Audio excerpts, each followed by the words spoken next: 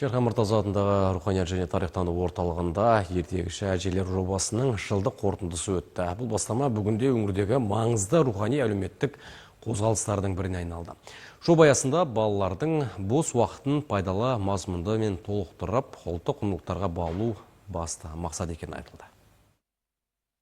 Қазіргі таңда Жамбыл облысында 100-ден астам ақжаулықты әжелер балабақшалар мен мектептерге тұрақты түрде барып балаларға халық ертегілерін айтып келеді.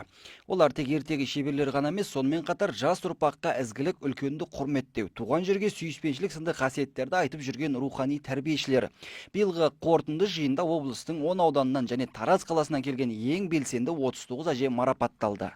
Қазір жалпы облыстың 10 ауданында шамамен біз бүгінгі жиынға 3 адамнан шақырдық. 30 ауданнан және қаладан 9 әжеміз бар, сонда 39 әжені шақырып марапаттап отырмыз. Негізі бұл кісілер үздіктері ғана.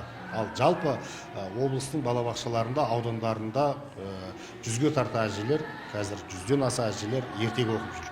Салтанатты шараға қатысқан құрметті қонақтар жобаның тәрбиелік маңызына ерекше тоқталды. Ал келушілердің пікірінше дәстүрлі кимешек киген әженің өзі ақ балалардың ұлттық болмысқа қызығушылығын арттырады дейді. Асыл әжелердің ертегі жобасы аясында жүріп жатыр. Тек қана балабақшамен тіреліп қалмаймыз.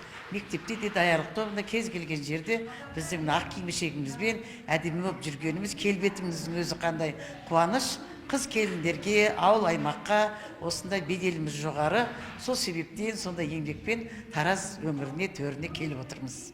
Ұйымдастырушылардың айтуынша, келер жылы жоба одан әрі кеңейтіледі. Алдағы уақытта ертегіші әжелердің сапары өңірдегі барлық мектепке дейінгі мекемелерді қамтып, халық ауыз әдебиеті әрбір баланың рухани әлеміне жол табады дейді.